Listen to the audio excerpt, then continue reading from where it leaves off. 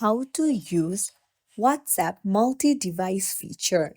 Hey everyone, welcome back to the channel. If you are new here, don't forget to hit the subscribe button and turn on the notification bell to not miss any updates. So let's dive right in. You'll need to go to your WhatsApp app, and then you need to go to settings on the bottom right corner of the screen, and there you'll find linked devices. Tap on it and you can see link device option. If you tap on it, uh, it will scan your QR code and you can see open web WhatsApp desktop app or other devices, and you can scan the QR code shown on the screen. And so once you scan the QR code of your WhatsApp on desktop, now your WhatsApp will be opened up on your desktop as well, or you can even link with their phone number. So it's as simple as that to use the multi-device feature on WhatsApp.